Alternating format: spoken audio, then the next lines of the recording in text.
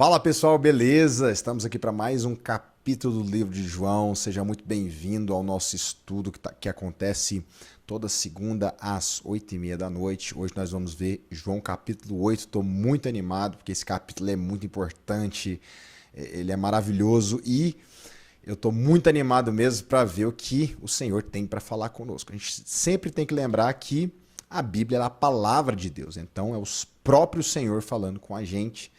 Então seja muito bem-vindo, pega aí sua Bíblia, pega suas anotações, se você quiser anotar, e vamos em mais um capítulo, beleza? Então abre sua Bíblia aí em João capítulo 8, enquanto você vai abrindo também, aproveita para deixar aquele like, dá aquela força pra gente, para que esse canal cresça, para que os vídeos cheguem a mais pessoas, beleza? Então vamos lá.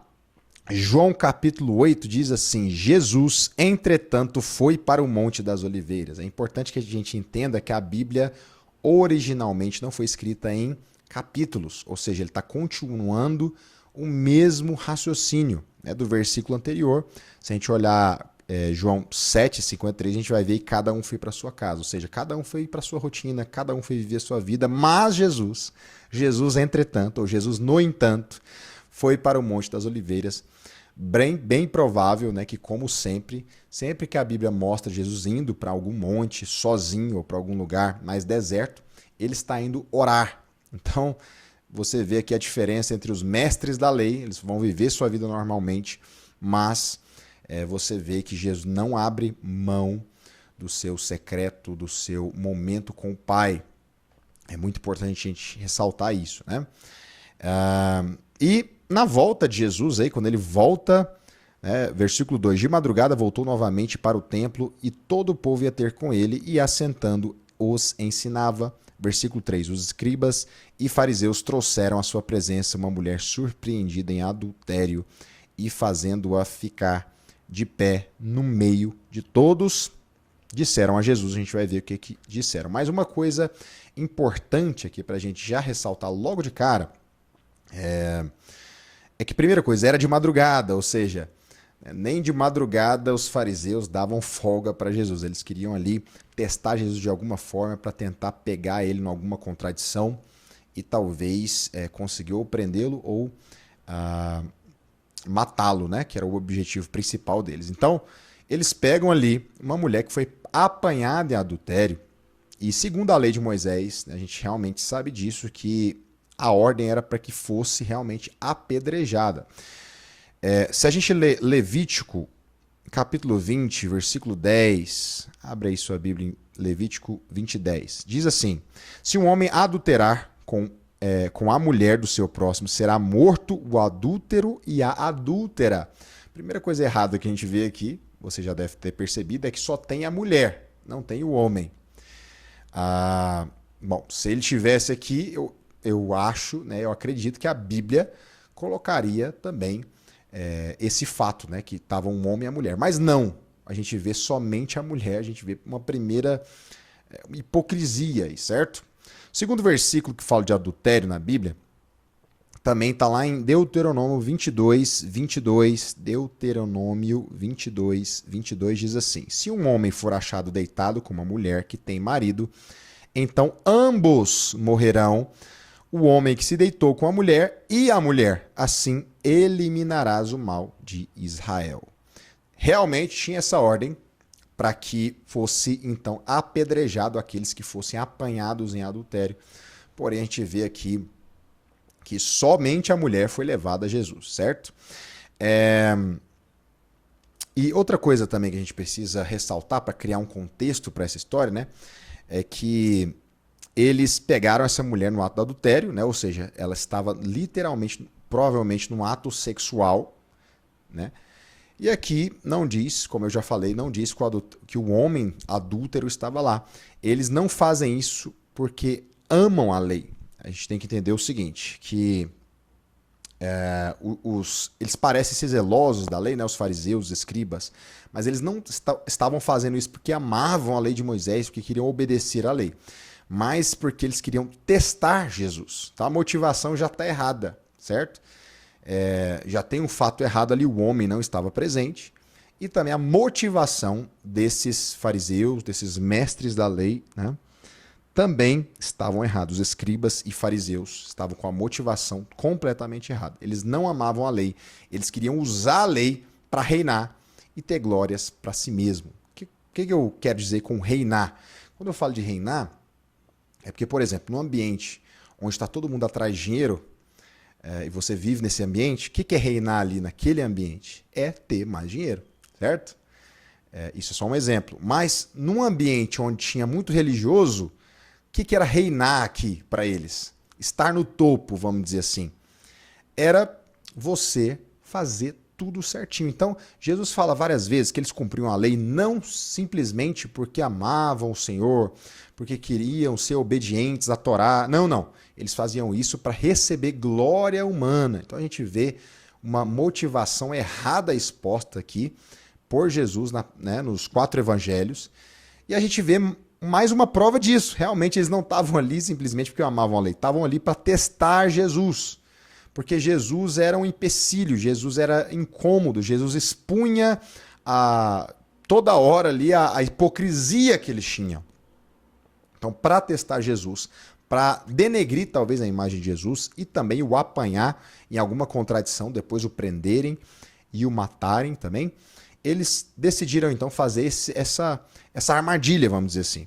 Então, o que a gente pode aprender aqui de cara? Que a gente precisa ter cuidado para não usar as coisas de Deus para o nosso próprio benefício ou para a nossa própria glória.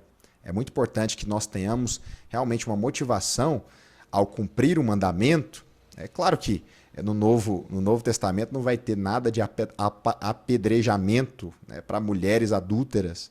A gente está numa nova estação, uma nova aliança, onde rituais da antiga aliança foram ultrapassado. Jesus, na cruz, ele destruiu todos esses ritos, né, que antes havia. Mas, mesmo assim, quando nós buscarmos obedecer algum mandamento do Senhor, não podemos fazer com a nossa motivação incorreta. Não podemos fazer simplesmente buscando like, buscando glória, buscando de alguma forma ser visto pelas pessoas, né, como o piedoso, o homem de Deus. Então é muito importante que a gente guarde o nosso coração quanto a isso. Mas continuando a história aqui, e essa história tem muitas lições para nos ensinar, então a gente precisa avançar. No versículo 4 ao 7, olha o que diz. Disseram a Jesus: Mestre, essa mulher foi apanhada em flagrante adultério. E na lei nos mandou Moisés que tais mulheres sejam apedrejadas. Tu, pois, que dizes? Isto diziam eles tentando-o, para terem com que o acusar. Mas Jesus, inclinando-se, escrevia na terra com o dedo. Como insistissem na pergunta, ou seja, Jesus parece que ignorou eles no primeiro momento e foi escrever no chão. Mas eles insistiram na pergunta, versículo 7. E Jesus se levantou e lhes disse: aquele que dentre vós estiver sem pecado, seja o primeiro que atire pedra. Então vamos lá. Tem muita coisa sobre esse texto, né? Tem muito comentário, às vezes, errado sobre esse texto, que é usado ou distorcido por aqueles que são libertinos, por aqueles que talvez querem viver uma vida de pecado. Mas a gente tem que entender realmente o que Jesus está falando. Vamos lá. Primeira coisa, Jesus ensina o padrão da misericórdia. Com certeza. Sobre como tratar um erro de outra pessoa. A gente sempre tem que lembrar, que você precisa lembrar, eu preciso lembrar, que quando a gente for tratar com o pecador, a gente tem que lembrar que nós somos pecadores. E isso é algo que muita gente esquece na hora de apontar o dedo. Certo? Então, olha só, Jesus falou lá em Mateus, no Sermão do Monte: quando o teu irmão, né, tiver um cisco no olho e você tiver uma trave, né, arranca a primeira trave do teu olho, não seja hipócrita, arranca a trave do teu olho para depois tirar o cisco do seu irmão. Jesus não disse para não tirar o cisco do irmão, ele só disse para tirar a trave do teu olho primeiro. Então a gente tem que entender que até na hora de exortar, de tratar com alguém que está pecando, está vivendo realmente uma vida de pecado, a gente tem que entender, primeira coisa, nós somos pecadores. É um pecador lidando com o outro. Por isso deve haver no nosso coração misericórdia, certo? E Jesus, ele não proibiu realmente de apedrejar, mas mostrou que a hipocrisia dentro deles. Enquanto o hipócrita ele aponta o dedo para o outro, ele nunca enxerga dentro de si. Então Jesus, numa palavra, numa frase, ele faz duas coisas. Primeiro, ele tira o foco da mulher e coloca o foco daqueles escribas e fariseus dentro deles mesmos. Primeira coisa que ele faz. Então a gente precisa entender que nós somos muito piores que a gente imagina. A mesma lei que mandava matar uma mulher adúltera mostra que todos nós somos pecadores. Certo? Isso realmente aconteceu quando um grande homem de Deus, um avivalista, alguém foi falar ali de algumas falhas que ele estava tendo, e ele falou, eu sou muito pior do que você pode imaginar. E realmente a gente é muito pior do que a gente imagina. Qualquer ser humano pode, em certa circunstância, matar alguém. Aí você fala, nossa, Paulo César, mas eu não sou capaz de matar alguém. Dependendo da circunstância, sim. Porque a nossa carne realmente é condenada, ela não tem limites. Por mais que a gente ache que a gente é bom e cai nessa ilusão de vez em quando, a verdade é que dadas certas circunstâncias, a nossa carne sim vai pecar. E ela sim vai falhar naquilo que talvez a gente mesmo aponta o dedo para o outro. E a lei, a gente tem que entender o propósito da lei, que a lei ela não foi dada para salvar. Tá? A lei não era meio de salvação, a lei era um espelho que mostrava todas os seus defeitos. Paulo fala isso muito bem, lá em Romanos, por exemplo. Durante todo o livro de Romanos, Paulo deixa isso bem claro, que a lei ela foi dada não simplesmente, aliás, não de jeito nenhum, para que nós obtivéssemos salvação, porque ninguém jamais cumpriu a lei. Essa é a verdade. Mas a lei simplesmente foi dada para que nós pudéssemos ver que nós somos incapazes de cumpri-la. Certo? Outra coisa interessante é avaliar a resposta de Jesus. Ele não responde de acordo com a árvore do conhecimento do bem e do mal. Né? Jesus é isso ou é aquilo? A gente vê tanta gente hoje perguntando, pastor, é pecado isso ou não? É uma coisa ou outra? É um extremo ou outro? As respostas de Jesus eram respostas de sabedoria. A gente vê que Jesus ele tinha a sabedoria do próprio Deus, principalmente quando ele dá essas respostas, né? Então, por exemplo, teve um dia que alguns fariseus e herodianos aproximaram de Jesus para o testar e perguntaram, Jesus, a gente deve pagar ou não o imposto para o imperador? Jesus não diz nem que sim, nem que não, porque se ele dissesse que sim, ele ia falar que eles poderiam acusar Jesus de ser contra o povo de Israel e a favor de Roma. Se Jesus dissesse que não, então ele poderia ser acusado de ser contra o imperador, e na época o Império Romano dominava ali a nação de Israel. Então Jesus não fala nenhuma coisa nem outra, ele simplesmente diz, dá a César o que é de César. Ou seja, Jesus ele nunca vai pelos meios de raciocínios mais fáceis de sim ou não. Mas a resposta de Jesus é tão inteligente, é tão sábia, que faz todo mundo calar, satisfaz a pergunta, né? Deixa a pergunta satisfeita, porque Jesus, por exemplo, nesse contexto aqui, ele não diz que não poderia apedrejar. Né? Ele só fala o seguinte, olha, tá, vocês querem apedrejar, podem apedrejar, mas vamos fazer uma fila aqui e começar por aquele que não tem pecado. Então, aquele que não tem pecado atira a primeira pedra, depois os outros podem atirar. Como não havia ninguém ali sem pecado, eles sabiam disso, então Jesus tira o foco da mulher e coloca ali luz, né, sobre os próprios hipócritas, fariseus que estavam ali. Então vamos lá. Essa é a resposta de Jesus então. Quem não tem pecado, atire a primeira pedra. Versículo 8 diz assim, e tornando a inclinar-se, continuou a escrever no chão. Jesus é engraçado, né? Mas ouvindo eles esta resposta, e acusados pela própria consciência, foram se retirando um por um, e a começar dos mais velhos até os últimos, ficando só Jesus e a mulher no meio onde estava. Erguendo-se Jesus, e não vendo ninguém mais além da mulher, perguntou-lhe, mulher, onde estão os teus acusadores? Ninguém te condenou? Respondeu ela, ninguém, Senhor. Então lhe disse Jesus, nem eu tampouco te condeno, vai e não peques mais. Uau! Vamos lá, vamos entender isso aqui. De acordo com a resposta de Jesus, somente ele mesmo estaria apto para apedrejar aquela mulher. Lembra do que Jesus respondeu? Quem não tem pecado, atire a primeira pedra. Qual a única pessoa ali que não tinha pecado? Jesus, certo? Jesus não tinha pecado, ele tinha o direito de então atirar a primeira pedra. E talvez a segunda, a terceira, até matar aquela mulher. Mas Jesus, a gente sabe que ele não veio para julgar o mundo, porque o mundo já está julgado. Ele veio para salvar o pecador. Então, o único que podia te julgar resolveu te salvar. Resolveu agir com misericórdia. Ele resolveu perdoar aquela mulher e dar uma nova chance. Porém, precisamos entender que a graça de Deus não é licença para pecar, porque Jesus mesmo, ele libera aquela mulher, certo? E mesmo perdoando aquela mulher, ele dá uma ordem muito clara: vá e não peques mais. O novo padrão da santidade da nova aliança é a resposta à graça de Deus por nós.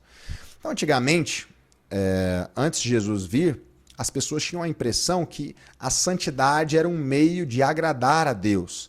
A santidade era um meio para o fim de ser salvo.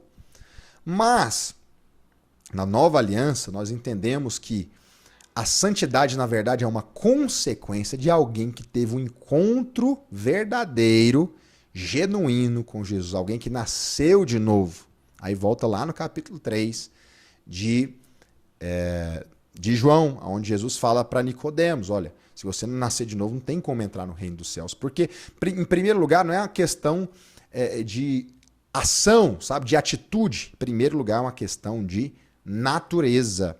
Tá? De natureza. Então, aqueles que tiveram realmente um encontro genuíno com Cristo, eles podem e têm o direito e têm o poder para não pecarem mais. Essa é a promessa de Deus. Se você ler Romanos 6, aí eu recomendo que você leia, você vai ver muito bem isso. Permaneceremos no pecado para que seja a graça mais abundante? De modo nenhum. Como viveremos no pecado? Nós que para o pecado morremos. Ele vai continuar explicando, vai continuar a abordagem lá, dizendo que quando Cristo morreu, nosso velho homem foi crucificado com ele. Então nós precisamos nos considerar mortos para o pecado, mas vivos para Deus em Cristo Jesus. E aí o pecado não vai mais reinar no nosso corpo mortal. E nem a gente vai precisar mais obedecer às suas paixões, mas nós vamos oferecer os nossos membros como instrumentos de justiça, né? Porque o salário do pecado é a morte, mas o dom gratuito de Deus é a vida eterna. Esse versículo vem nesse contexto aí, é importante ressaltar. Então, na nova aliança, Deus não simplesmente te perdoa e te manda andar em santidade, como ele te dá o poder para andar em santidade. Tá?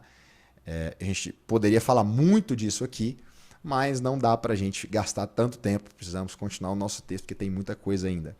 Vamos lá. Então, Jesus pôde perdoar porque ele levaria esse e todos os pecados dos que creem na cruz. Certo? Então, por que Jesus poderia perdoar aquele pecado? Porque Jesus era um juiz, ele mesmo falou. Se você ler novamente aí capítulo 5, o final do capítulo 5 ali de João, você vai ver que Jesus é o juiz, eu tenho poder para julgar. Tá?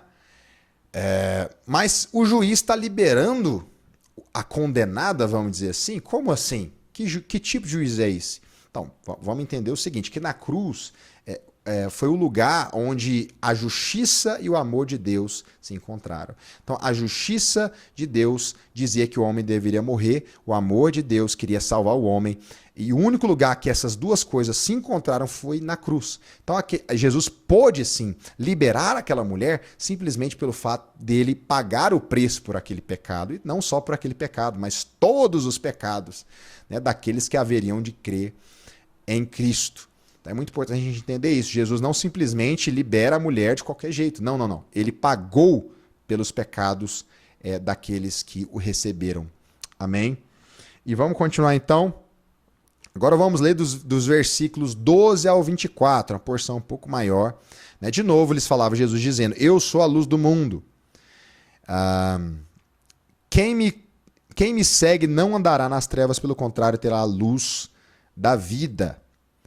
Então lhes objetaram os fariseus, tu dás testemunho de ti mesmo, logo o teu testemunho não é verdadeiro. Versículo 14, respondeu-lhe Jesus e disse-lhes, posto que eu testifico de mim mesmo, o meu testemunho é verdadeiro, porque sei de onde vim e para onde vou, mas vós não sabeis de onde venho, nem para onde vou. Vós julgais segundo a carne. Lembra no nosso último encontro aqui que eu falei que os escribas, fariseus, os mestres da lei, os judeus de forma geral, olhavam só a casca de Jesus, eles estavam como que cegos, né?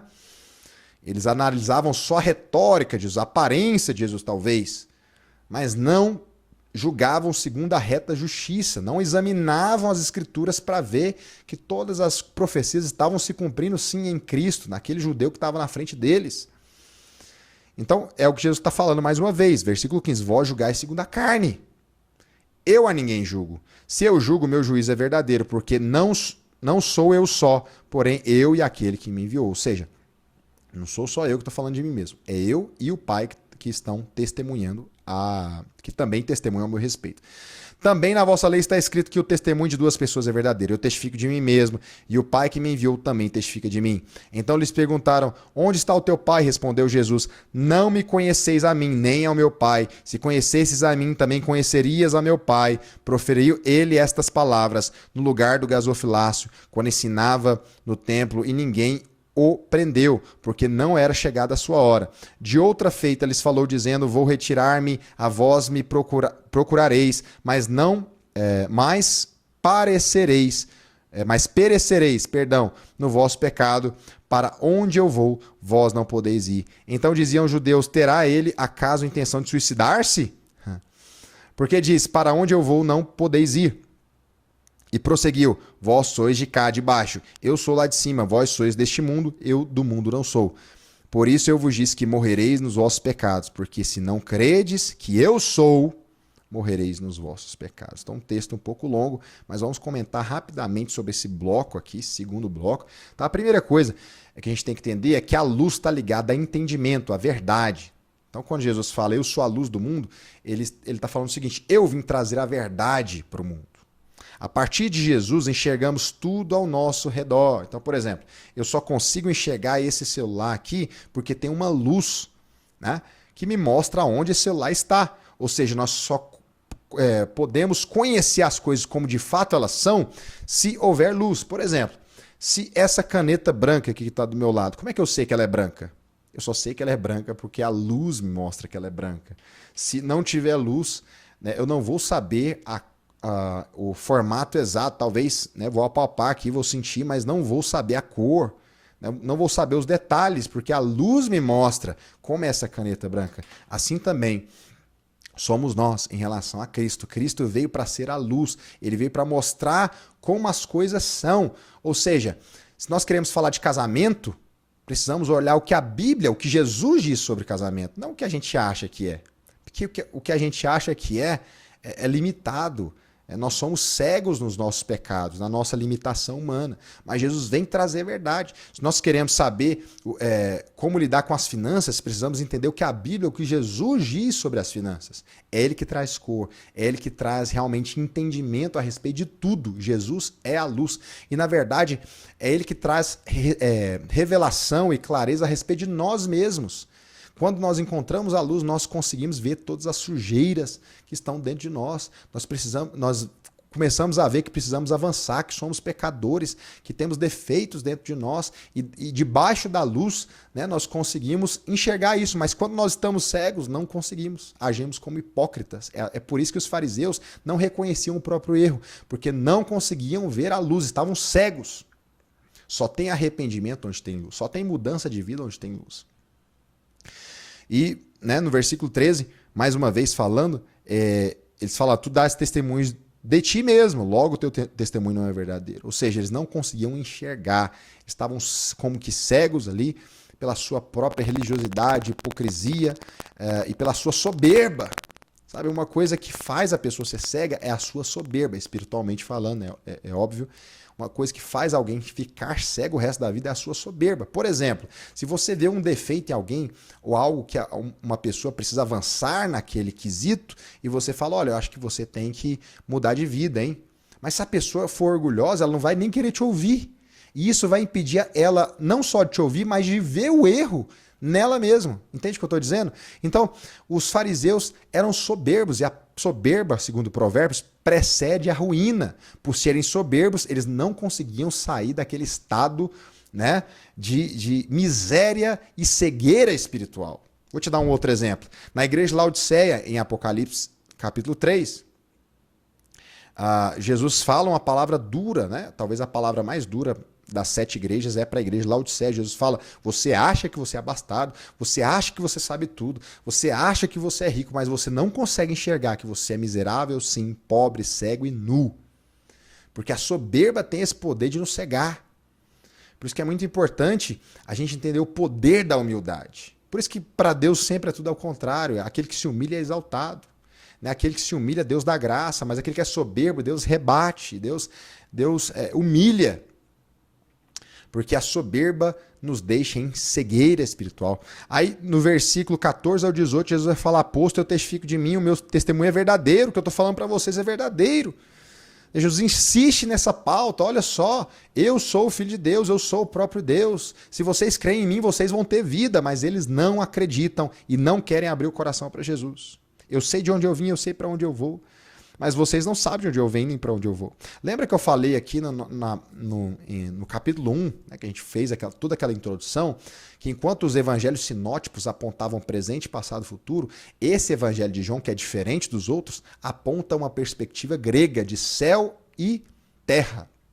É exatamente isso que Jesus está dizendo. Ó. Vocês não sabem de onde eu vim, vós julgais segundo a carne eu vim, e eu a ninguém julgo. Se eu julgo, meu juízo é verdadeiro, porque não sou eu só, porém eu e aquele que me enviou. Também está escrito na vossa lei que o testemunho de 2 pessoas é verdadeiro. Eu testifico de mim mesmo e o Pai que me enviou também testifica de mim. Ele vai explicar isso um pouco melhor, um pouco mais para trás, né? Quando ele fala assim, ó, não sou eu quem julgo vocês, é a lei de Moisés que julga vocês. Jesus não veio para julgar o mundo simplesmente porque o mundo já estava julgado pela própria lei de Moisés, porque todos pecaram e carecem da glória de Deus. Como eu falei, a lei foi dada para mostrar que o homem é pecador. E Jesus então ele fala, ó, vocês não julgam da forma correta. Vocês nem mesmo abrem o coração para saber de onde eu vim, né? E nem para onde eu vou. Vocês estão cegos nos seus pecados, na sua soberba. Ele continua dizendo no versículo 19 assim, então eles perguntaram, as pessoas perguntaram para Jesus, dizendo, onde está o teu pai? Respondeu Jesus, não me conheceis a mim e nem ao meu pai. Se conhecesses a mim, também conheceríeis meu pai. Então Jesus veio ao mundo para revelar o Pai. Tá? A gente tem que entender isso. Jesus não veio simplesmente para fazer milagres. Ele veio também. Mas não era o ápice da missão dele aqui na Terra. A missão dele aqui na Terra era revelar que Deus é Pai. E esse mistério não tinha até então sido revelado. Para nós é comum hoje chamar Deus de Pai, certo?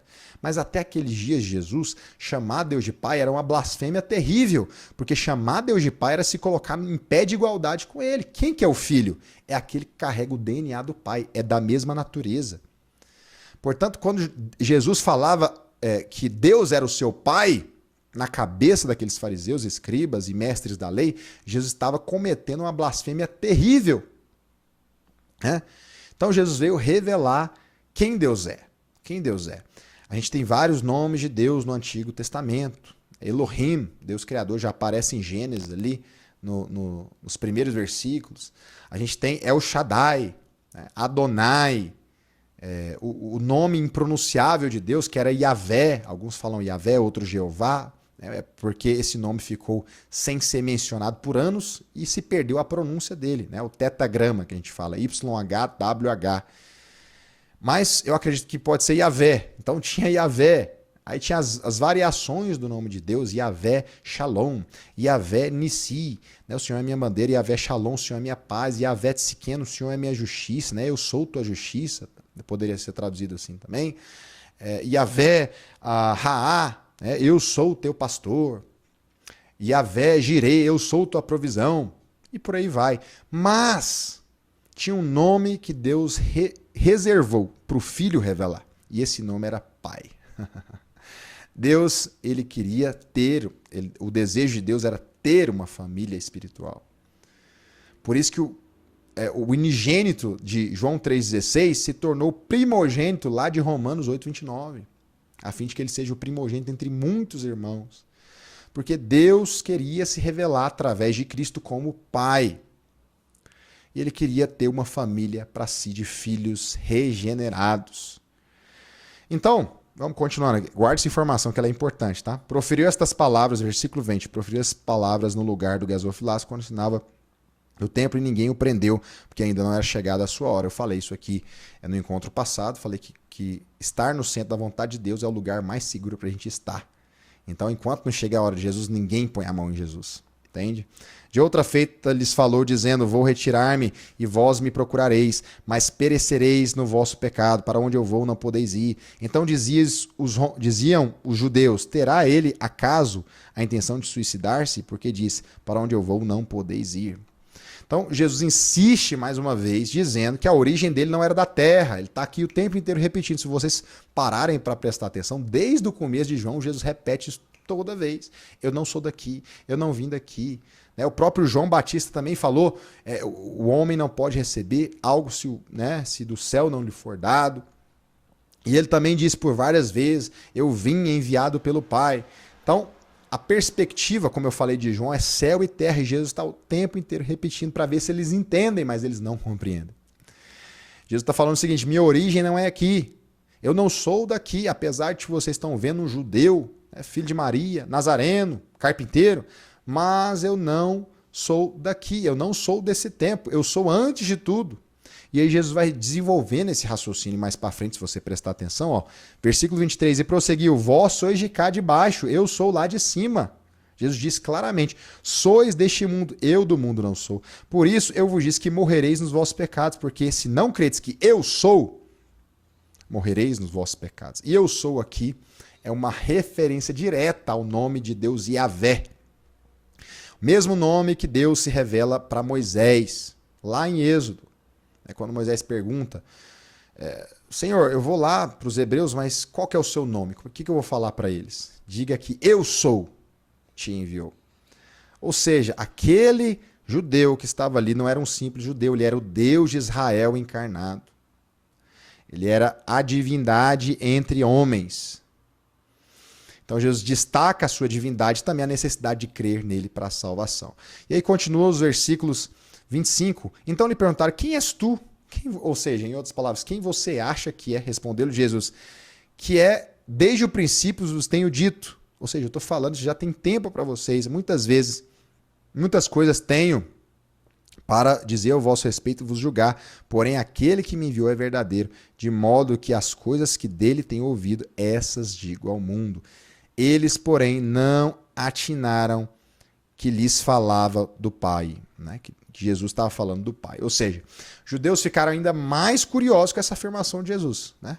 Eu sou? Peraí, eu já ouvi isso em algum lugar, já ouvi isso na Torá, Moisés dizendo que eu sou me enviou. Então, quem é você? E Jesus reafirma: tudo que eu ouvi do Pai. Tudo que eu estou falando para vocês, eu ouvi do Pai. Versículo 28 diz assim: disse-lhes, pois, Jesus: quando levantardes o Filho do Homem, então sabereis que eu sou, e nada faço por mim mesmo, mas falo como o Pai me ensinou. Jesus está falando aqui da crucificação, né? Quando eles levantarem, ou seja, quando eles levantassem Jesus na cruz, eles veriam que, Jesus está falando, que vocês vão ver que eu sou, e eu nada faço de mim mesmo, né? Eu nada faço segundo a minha vontade, mas falo como o Pai me enviou. Versículo 29 diz: e aquele que me enviou está comigo, não me deixou só, porque eu faço sempre o que lhe agrada. Uma pausa aí, só para a gente mencionar algo, tá? A obediência gera comunhão e prazer no Pai. A gente muitas vezes acha que intimidade, que comunhão com Deus é simplesmente o fato de eu trancar no meu quarto e começar a chorar e começar a falar com Deus. Também, tá? Também. Mas a verdadeira comunhão é a obediência, né? Quando o filho obedecia, o pai tinha prazer na obediência do filho. Então precisamos entender que mais do que um momento, claro, eu estou falando isso, mas o momento de oração também faz parte da obediência, inclusive, né? A palavra de Deus manda a gente orar. Mas é mais do que isso, é mais do que ter um momento de oração, é obedecer em tudo à vontade do Pai. Quando obedecemos em tudo à vontade do Pai, temos comunhão com Deus. O Pai tem prazer em nós. Lembra que Jesus está falando dele mesmo, mas Jesus é o nosso exemplo. E nós também somos feitos filhos de Deus. Então, Jesus é para nós um padrão, um modelo a se seguir. Tá? Versículo 30 a 32. Distas essas coisas, muitos creram nele. Depois que ele falou de forma mais incisiva, assim, muita gente creu nele. Disse, pois, Jesus aos judeus que haviam crido nele: se vós permanecedes na minha palavra, sois verdadeiramente os meus discípulos. Vírgula, presta atenção nesse texto. E conhecereis a verdade. E a verdade vos libertará. A gente vê muitas vezes esse versículo sendo usado, né, de forma isolada. Opa, a verdade não é qualquer coisa. A gente vê até políticos usando esse versículo, né, de forma isolada, fora do texto. Mas presta atenção. Tem todo um contexto aqui, ó. Ou seja, se vocês permanecerem nas minhas palavras, na minha palavra, vocês vão ser meus discípulos e conhecerem a verdade. Ou seja, ser liberto não é fruto de conhecer a verdade, de ter um contato com a verdade. Ser liberto é fruto de permanecer na verdade. Jesus está falando o seguinte: vocês creem? Então permaneçam, que aí vocês vão descobrir a verdade e essa verdade vai libertar vocês. Libertar vocês de quê? Do pecado. Tá? A gente vai ver logo mais à frente, a gente viu no começo, né, onde Jesus fala, mas a gente vai ver isso um pouco mais profundo aqui nos próximos versículos, inclusive nos versículos 33 ao 35, onde diz assim: responderam-lhe, somos descendentes de Abraão e jamais fomos escravos de alguém. Opa, que história é essa, né? Até parece que eles não foram escravos do Egito, por exemplo. Não estão lendo a Bíblia direito? Como dizes tu, sereis livres? 34. Replicou-lhe Jesus: em verdade vos digo que todo que comete pecado é escravo do pecado. O escravo não fica sempre na casa, o filho sim, para sempre. Então Jesus fala o seguinte, que essa prisão que vocês precisam ser libertos, ou seja, conhecereis a verdade vos libertará. Libertar do quê, Jesus? Do pecado de vocês. Do pecado de vocês. Então, isso é muito importante a gente ressaltar, que a permanência na verdade gera libertação do pecado. E todos os pecadores são escravos, né? Eles não têm escolha de não pecar. O homem no pecado não tem a escolha de acordar um dia e falar: não, nunca mais vou pecar. Ele vai pecar. Só dele falar, ele já está pecando, né? Porque ele já está prometendo coisa que ele não vai cumprir. Só dele falar que nunca mentiu, já está mentindo. Né? A gente é tão falho, tão cheio de pecado, né? A Bíblia diz que não há quem busque a Deus, não há quem entenda. A boca deles eles se tornaram inúteis nos seus raciocínios, a boca deles é como urdem veneno, né? Como uma víbora. Paulo diz em Romanos 3. Então o homem no pecado é como uma besta. Ele não consegue se libertar daquilo sozinho, ele não consegue viver outra coisa. Só o que ele consegue é viver pecando. Ele peca em palavras, ele peca em ações, ele peca em pensamentos, em intenções do coração. O homem não tem a escolha de não pecar. O homem não tem a escolha. Ah, mas você pode falar, né? Ah, Paulo César, mas o homem, mesmo ímpio, ele pode, talvez, né, ser honesto. Sim, de certa forma, porque ainda tem um restante de moralidade, né, em nós. A lei de Deus está gravada no coração de todo ser humano, na nossa consciência. Mas isso não significa que alguém peca menos, ele deixa de pecar, ou não seja pecador. Por mais que a pessoa tenha um senso externo de moralidade legal, você fala: nossa, fulano é honesto. Pode ter certeza, dentro do coração dele está cheio de podridão, está cheio de intenção errada, está cheio de pecado. E por isso, por conta do pecado, por causa dessa escravidão no pecado, eles são cegos, né? As pessoas desse mundo são cegas. Todos nós um dia fomos também. As ciências desse mundo, né, ou seja, a psicologia, coaching, todas essas ciências, eu não vou falar mal de nenhuma aqui, só digo que elas não são suficientes.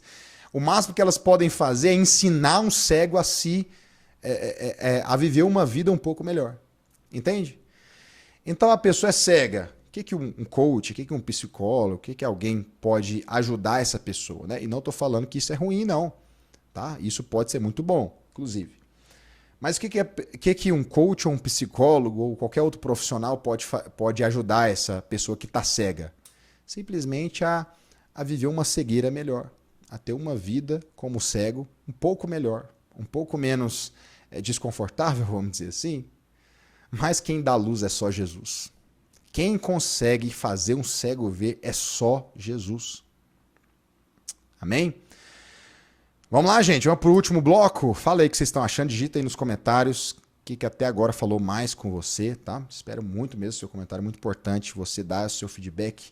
Fala como é que está sendo esse estudo para você, tá? Para que eu tenha noção também de como é que está indo, né? E também você me motiva também a continuar fazendo esses estudos e, quem sabe, outros livros da Bíblia em breve. Versículo 35, o escravo não fica sempre na casa, o filho sim, para sempre. Aí vem o versículo 36, versículo famoso, né? Se, pois, o filho vos libertar, verdadeiramente sereis livres. Ou seja, somente o filho tem poder de te libertar. A lei de Moisés não tinha o poder de te libertar. O máximo que a lei mostrava, por mais que ela era santa, por mais que ela era boa, o máximo que ela fazia era mostrar realmente que você é falho, que você é pecador. Mas o filho tem esse poder a mais. Ele tem o poder de te dar vida, ele tem o poder de te libertar do pecado e você pode andar em vitória sobre o pecado. Versículo 37, bem sei que sois descendentes de Abraão, contudo procurais matar-me porque a minha palavra não está em vós. Eu falo das coisas que vi junto ao Pai. Eu não estou falando de alguma coisa que eu vi de outro, que eu vi de outro. Não, eu estava no seio do Pai. Lembra de João 1:1, que no princípio era o verbo estava com Deus e o verbo era Deus. Ele estava no princípio com Deus, todas as coisas foram feitas por intermédio dele, sem ele nada do que foi feito se fez. Então Jesus presenciou, como segundo membro da Trindade, ele presenciou, né, todas as coisas junto ao Pai, ele viu tudo aquilo, ele fez tudo aquilo. Vós, porém, fazeis o que vistes do vosso pai. Versículo 39, então responderam, nosso pai Abraão, disse-lhe Jesus, se sois filhos de Abraão, praticai as obras de Abraão. O que Jesus está dizendo aqui? Que nossas obras mostram quem é nosso pai. Ou seja, vocês são filhos de Abraão, cadê as obras de Abraão na vida de vocês? Que foi o pai da fé. Cadê a fé no coração de vocês? Jesus já está dando um choque de realidade, né? Se vocês dizem ser filhos de Abraão, por que vocês não creem em mim? É isso que Jesus está dizendo em outras palavras. E continua dizendo, versículo... 3 coisas aqui só para a gente meditar, tá? Os filhos de Deus são os que amam Jesus, em primeiro lugar. São os que ouvem as palavras do Pai. Ouvir não no sentido só de ouvir, tá? Mas no sentido de obedecer, dar crédito. E são os que amam a verdade, né? Mesmo que essa verdade os confronte. O problema dos fariseus é que eles não queriam ser confrontados pela verdade de Deus. E, vamos lá, olha o que Jesus fala aqui. Agora Jesus é usado, né? Vós procurais matar a mim, versículo 40, vós procurais matar a mim, que vos tenho falado toda a verdade que eu ouvi de Deus. Assim não procedeu Abraão. Ou seja, Abraão não foi igual vocês estão sendo. Vós fazeis as obras do vosso pai. Disseram-lhes, nós não somos bastardos, temos um pai que é Deus. Certo? Jesus replicou, versículo 42, se Deus fosse de fato vosso pai, certamente me havias de amar, porque eu vim de Deus, e aqui estou, pois não vim de mim mesmo, mas ele me enviou. Qual a razão porque não compreendeis a minha linguagem e porque sois incapazes de ouvir a minha palavra? Então, de novo, mais uma vez aqui repetindo, né? Os filhos de Deus são aqueles que amam Jesus, que ouvem e obedecem às palavras do Pai, que amam a verdade, mesmo que essa verdade os confronte. É o que Jesus está dizendo aqui. E não é o que está acontecendo, né? Eles eram contra Jesus, não ouviam as palavras do Pai e não amavam a verdade, eles amavam a própria glória humana, porque eles não querem mudar de vida aqui. Esse pessoal está endurecido de coração. E aí, versículo 44, Jesus com muita ousadia, né? Jesus era ousado, olha o que ele diz. Vós sois do diabo que é o vosso pai, e quereis satisfazer-lhes os desejos. Ele foi homicida desde o início e jamais se firmou na verdade, porque nele não há verdade. Quando ele profere mentira, fala do que lhe é próprio, porque é mentiroso e pai da mentira. Então o diabo, presta atenção nisso aqui, o diabo não te convence, não aparece com chifre, tridente, te convencendo a amar a ele. Me ame acima. Não, o diabo não está se importando em receber adoração, simplesmente, né? Em receber amor. Mas, o que o diabo quer? Ele quer que você adore qualquer coisa menos Deus. Então, dinheiro, pode adorar o dinheiro. Não precisa me amar, não. Ame o dinheiro. O importante é que você não ame a Deus. E quem anda segundo a vontade do diabo é o seu filho. É lógico que Jesus está falando assim, aqui. Então, ele fala o seguinte, as suas obras mostram quem é o pai de vocês. Vocês não são filhos de Abraão, porque Abraão agiria de outro jeito que vocês não estão agindo. As obras de vocês são obras do diabo. Ou seja, vocês são filhos do diabo. É isso que Jesus está falando. Porque ele é mentiroso e pai da mentira. Não tem meio termo com Jesus. Ou você está do lado da verdade ou você está do lado da mentira. Não tem meia verdade. Entende o que eu estou dizendo? Ou é do lado da verdade, que é o lado de Cristo, ou é do lado da mentira, que é o lado do diabo. Porque Jesus é a verdade.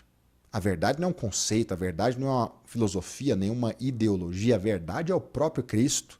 Portanto, aquele que não está do lado da verdade está do lado do diabo. E Jesus afirma que diz a verdade, não tem pecado nele mesmo. Versículos 45 ao 47. Mas porque eu digo a verdade, não me credes. Quem dentre vós me convence de pecado? Ou seja, me mostra que eu tenho pecado, me mostra onde eu falhei. Jesus não tinha pecado nele mesmo. Ele era o único que podia dizer isso.